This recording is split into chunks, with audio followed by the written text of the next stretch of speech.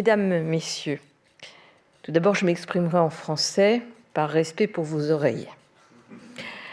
C'est un grand honneur et un grand plaisir pour moi de m'adresser à vous aujourd'hui.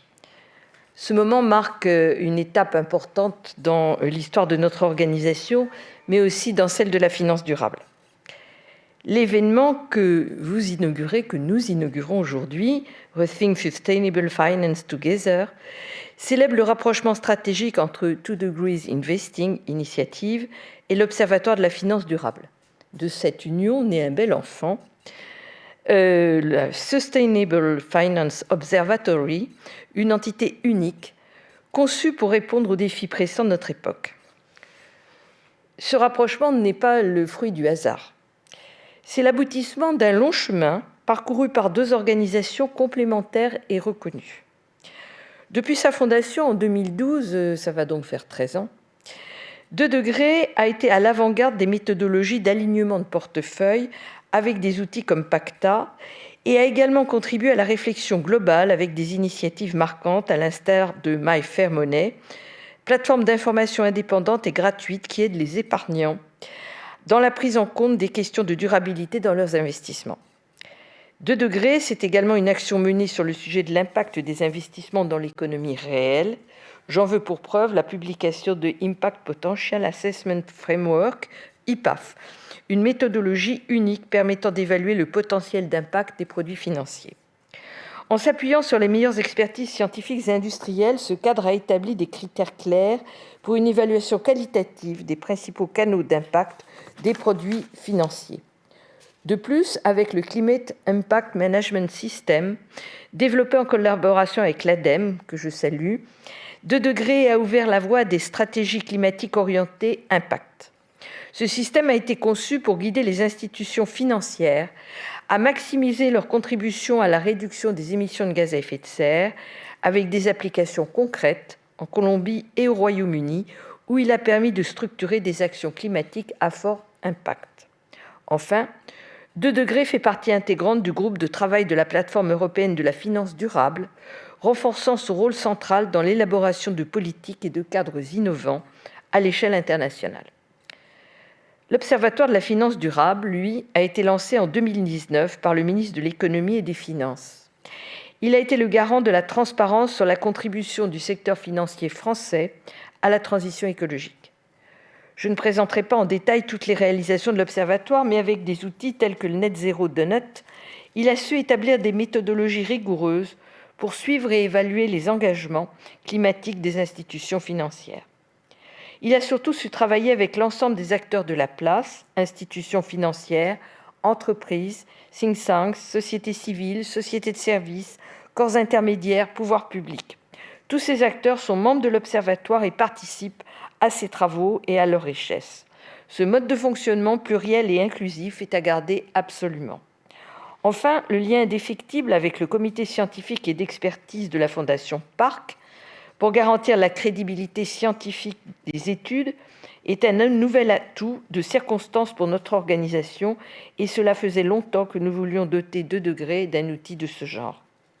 Aujourd'hui, nous consolidons cet héritage pour élargir notre impact tant en France qu'à l'international en agissant sur 3 piliers, la transparence, la recherche et le plaidoyer. Ce nouveau chapitre s'ouvre dans un contexte très difficile, que je ne vais pas détailler, mais que nous ne pouvons ignorer. Le paysage politique en France et à l'international est marqué par des tensions croissantes et des blocages institutionnels multiples. Les récentes COP16 pour la biodiversité et COP29, climat à bas coût, c'est tout un programme, m'ont montré combien il est ardu d'atteindre des compromis viables. Dans le même temps, les effets des changements climatiques s'accélèrent. Nous avons appris aujourd'hui que nous avions atteint les 1,5 degré cette année. Alors même si ce n'est pas encore une moyenne sur 10 ans, c'est quand même très préoccupant. Et les catastrophes se multiplient, voir ce qui s'est passé récemment à Valence, creusant les injustices climatiques. Les plus vulnérables sont que le moins contribuent à ces bouleversements en subissent les conséquences les plus graves. Et pourtant, c'est précisément face à ces défis que nous devons redoubler d'efforts. Nous devons être comme des bâtisseurs de cathédrales, c'est le cas de le dire, Chaque pierre posée aujourd'hui, même modeste, est essentielle à la construction d'un édifice durable pour le bien des générations à venir, et on peut espérer d'être aussi efficace et intelligent que l'ont été les constructeurs de Notre-Dame. C'est la raison pour laquelle ce soir, nous donnons également la parole à des porteurs de projets issus d'organisations non lucratives, des initiatives audacieuses qui traduisent en actes notre vision d'une finance au service de l'intérêt général. Ces projets innovants que vous découvrirez tout au long de cet événement incarnent l'alliance entre une ambition sociétale et des solutions concrètes. Ils témoignent de la capacité de la finance durable à répondre aux enjeux de justice sociale et environnementale de notre époque. Je tiens, avant d'achever mon propos, à exprimer ma gratitude envers nos partenaires qui ont rendu possible ce rapprochement à cet événement, à l'ADEME, dont le soutien constant a permis de structurer et de pérenniser les projets, à la Fondation Parc, qui a accompagné l'Observatoire dans son internationalisation et renforcé son rôle central dans l'écosystème de la finance durable. Je remercie tout particulièrement Bertrand Badré pour sa vision éclairée et sa détermination à promouvoir une finance responsable. Enfin, à l'Institut Louis Bachelier, qui a contribué à poser les bases scientifiques solides de notre action collective. Je souhaite également adresser mes félicitations les plus chaleureuses à Raphaël Lebel, dont j'ai pu apprécier les qualités tout au long des mois qui m'ont permis de travailler avec lui. Il prend officiellement ses fonctions de directeur général de Sustainable Finance Observatory. Je suis convaincue, Raphaël, que votre leadership, votre engagement, votre charme, votre manière de convaincre, nous guideront vers des réalisations encore plus ambitieuses. Enfin, je tiens à saluer le travail remarquable des équipes de 2 degrés qui ont traversé des moments difficiles, qui ont toujours été là, qui ont toujours été au travail et dont j'ai pu apprécier les compétences et les qualités. Et je continuerai, bien entendu, à les soutenir.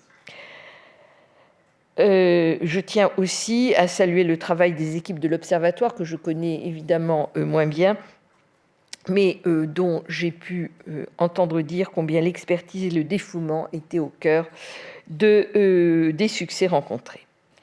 Cet événement marque également quelque chose de plus personnel, qui est la fin de mon mandat de présidente de 2 degrés. Dans le cadre de cette fusion, une nouvelle gouvernance sera mise en place début 2025. Je resterai toutefois liée à ce think tank et à ses équipes et continuerai à les soutenir sous la forme qu'il leur plaira de me proposer. Regarder l'avenir avec optimisme, ce n'est pas ignorer les obstacles. La politique de l'autruche n'a jamais servi à rien du tout. C'est croire en notre capacité collective à les surmonter. Ensemble, grâce à nos efforts combinés, à notre vision partagée, nous bâtirons un avenir où la finance sera au service de la société, de la planète et des générations à venir. Merci à toutes et à tous pour votre engagement. Continuons ensemble à repenser et construire une finance durable. Je vous souhaite une soirée riche, enthousiasmante et stimulante, mais je sais d'ores et déjà qu'elle le sera. Place au pitcher maintenant.